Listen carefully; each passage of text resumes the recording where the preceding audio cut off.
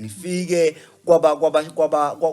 kwabashadileke manje bafethu especially ngobaba ke manje kunaleli temu elikhulunywayo kuthiwa angeke uzwe ngomfazi uma ungakabi ready ukuzwa ngonkosikazi wakho yekela ungashadi mawungakabi ready ukumamela ukuthi uthini because lento yokuthi indoda yiyo kukhuluma yona yodwa lento leyo izowenza umshado wakho ube mubi ube sawa isidingo singekho not to say ukuthi mabashaya umthetho mama but naye muzu ukuthi uthini because malithi iBhayibheli ungumsizi kukhona izinto thina esizibona ku go ahead efika umama ethi no uthola ukuthi go ahead wakho uzokuphahlaza uzokwenza enye accident enzima unoka mama uyena ozosebenza muphe naye umuzi ukuthi uthini unless makuthola ukuthi imbono yenu iyashayisana iswe lapho khona ke sekufanele wakho ngathi uyakukhuphula kancane njengenhloko but not always uwe ngitshela obaba manje abayoshada mawufuna umshado wakho ube sharp ube right no mama akabe no say not to say or above wakho akabe no say mama yezwa yes ngiye bobaba ngifuna ungena kuleli theme lo romantic ningabi romantic kuze kube extra these days kunaleli theme ukuthi ubaba romantic only to find ukuthi into emenza ebe romantic uxoxwe ngaye all around la khanjwa khona kuthi ubaba wake wami unice this and that hayi ngobe nice is because uthula nala kufanele ekhulume khona uhleka nala kufanele kwate khona you understand la kufanele ethi no khona afakwe yes ubaba egameni lokuthi ufuna kuthiweni ubaba unice bobaba yekelani ukuba nice too much mawuyindoda uyindoda iba inhloko ewayadi kahle intambo ihlangene ungabi indoda evuma yonke into mama ngingumama manje usemshadweni and kwenzekile waphela umsebenzi kubaba imali iza ngawe manje nansi into engicela ungenzele yona khonza indoda yakho ngemali yakho fihla amahlazo indoda yakho ngemali yakho ukuthi uwena ophethe imali not to say ukuthi isystem kaNkuluNkulu ukuthi iNkulunkulu indoda uwe iyachinja ayingachinji you understand so bomama fundani ukusithoba thina silula man thina once wayithoba noma bengifuna ukulwa ngisalo the more ulwa nomuntu wesilisa angeke leyo game iphele igame engapheli leyo by the way sifuza uNkulunkulu thina impi siyayithanda sisizwa nje umoya kaNkulunkulu ohleli phakathi kwethu uwona osicontrolela lempi the more wena ungumuntu okhuluma too much olwa njalo and thina indoda ingaphuma esentini ihlale endaweni eyiserious iphuma iyohlala emkhukwini indoda idonseleka la ehlonipheka ngakhona la ithola khona iposition yayo yokuthi indoda ungazibuza wena ukuthi how come lo baba enemali engaka enemoto ezingaka but always uhleza bhake lapha ecene kwe1 room yomkhukhu yini ireason impendulo sizokutshela yona lapha emkhukwini ila akayithola khona ewubaba lapha kwimention uthi engena nje mayiqala nje bona isikhathi uthi emsebenzini sekayaphuma uqala lapho ukungena estressini uthi eish because la kaya khona uya ejele elincane alenza yena ngomshado wazeshelela leli jele leli lamqoma manje ubuye ekhaya usefeeling ngathi eish ingathi bengaze bangiphamanya ama-hour emsebenzini ngishaye overtime because ekhaya ipeace ayikho you understand ngila ko baba futhi again ukuthi you know what bafethu ayikho into engasolveki kuyakhulumeka bafethu leyo kulwa nabo yokubashaya yokwenza yonke lento eyenzeka these days akusiyona isolution akusiyona isolution une-family mawumbona ukuthi uyakuhlula uyaxaka than ukuthi umbulale umenze yonke lento umkhatha ama-piece biza ama-family nibone ukuthi nenza kanjani but nakhona uqala kuNkulunkulu owakunika yena yes angazi ukuthi khona mhlawumbe umbuzo ongafuni ukufaka before ngivale right yes cha ngisho lokho nje cha ayikho into enzima ngomshado umshado usaseyisibusiso from kuNkulunkulu and angeke ngokubuka ama divorce the way angakhona bese sesithi angasashado cha siyaqhubeka sigibela imoto but sibona ukuthi vi ama accident nomshado kunjalo and umuntu nomuntu ke une spice sakhe unendlela yakhe marinate ngayo inyama lapha kwakhe kwamasondo simarinate ngenye indlela uthola ukuthi ayifani neyakwaDlamini you understand no wamshado unendlela mina engiwenza ngayo ube mnandi angiphinde ngibuye futhi ngibuye lapha komama especially omama basesebancane bafethu njoba ngisho ngithi these days sebayasebenza omama uthi ubaba uyasebenza kodwa usebenza mhlawumbe umsebenzi like agriculture kunaleli temu memo elithi I'm tired ngikhathele elimosha imshado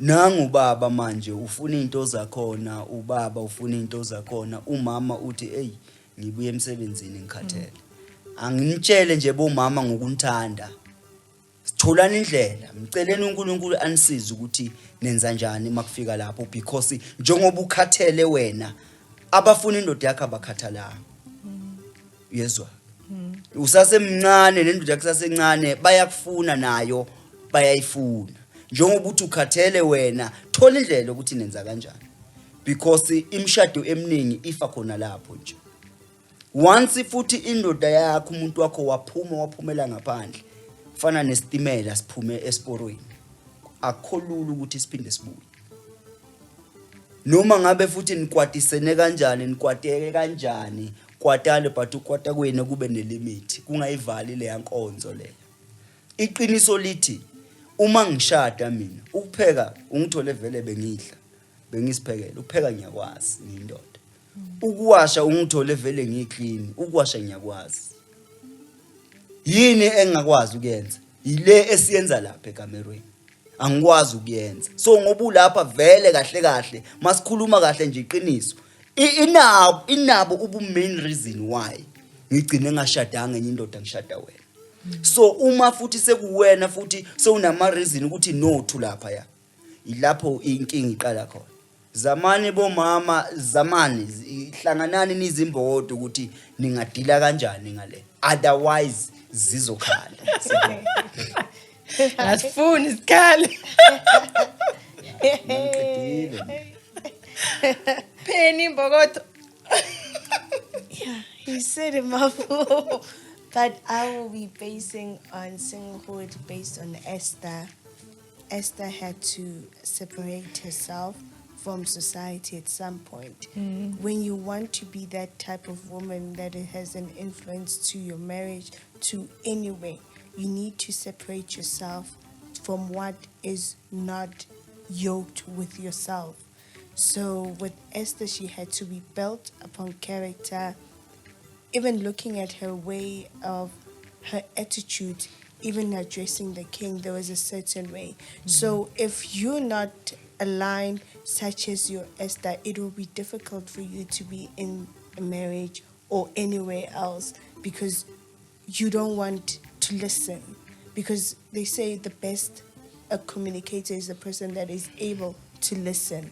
So you cannot say that you're a best communicator without listening, having an ear to listen. So you need that type of attributes. And to those widows, there is your Ruth. Ruth had a way of not seeing her mother-in-law as a monster, but she saw her as another woman of influence to say, you know what, I could learn so much from her. So Naomi was great influence to Ruth to such an extent that even when Ruth, her husband, passed away, she was able to say, you know what, I'm not going to go back home. Even you telling me to go back home, there's more that I need to learn. So whoever your God is, so shall it be with myself. So with Ruth, she had a way of knowing herself to say, you know what, there's more I could learn. Because without Ruth or without Naomi, she wouldn't have met her Boaz. Meaning there is a second chance for you to get married. But you need to look at yourself before you sitting at that threshold. Did Naomi tell you what type of person, or did the Holy Spirit, do you get me? So the Holy Spirit, you should never forget, whatever that you're doing, you need to connect with God. And to those women that are married, that are inside the marriage, I know it's not an easy journey. I've heard stories, I've got friends that have been divorced, that have been. I always ask them, what would you want to do the next time that you're getting married? They're like, if this person, there's peace at home, I don't mind getting married. Do you get me? Because with singlehood as well, there's this checklist. And there's, that there's character, you'll see, it only happens in movies. And he needs to have money, he needs to have, like, there's so much that you want as a woman. But looking at how God will say, okay, there's 3 things about this person, but these other things you could develop inside the marriage. Yeah. Do you get me? Yeah. So you'll never get whatever that you want, because with our generation, there's a checklist. Yeah. And the checklist is the one Unrealistic. that's unrealistic one. And I would like to say to your Noami, continue being there for your woman, like to mentoring. I think there's a gap between mothers, like older women, and the younger generation. Like, Yeah. even at church, there's a different like, it's a no big, longer clear synchronizing. gap. Yeah. There's a huge gap. Young women are not even able to go to older women to say, please guide me there, because of there's this thing of women fighting against each other, and there's no such thing. It could only be up to a human being seeing, I cannot be afraid or feel an inferior complexity when I'm seeing you. It's either I need to learn something. This thing of us not being one, it's what South Africa is going through right now. Because if women were united from up there, South Africa would be a different being. Yes, we understand the men are in front, but the women that are behind, we're not synchronizing. We're not praying for our husband.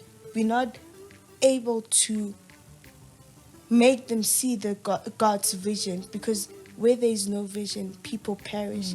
And Habakkuk 2 says, write the vision down, for the time is coming where the vision will be implemented.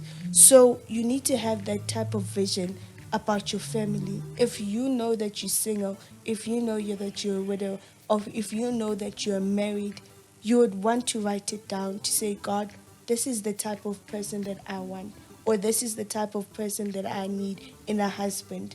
God will certainly provide whatever that you want, because a praying woman builds a home.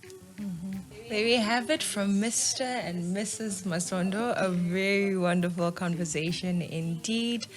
Be sure to check out all the episodes where they've been sharing their experience, their wisdom, their everything that they have learned in their life. Please remember to leave a comment in the comment section, letting us know what your favorite part or your favorite piece of advice was. Thank you. Thank you both so much for your time and all your words. I really appreciate it. Thank you. Thank you.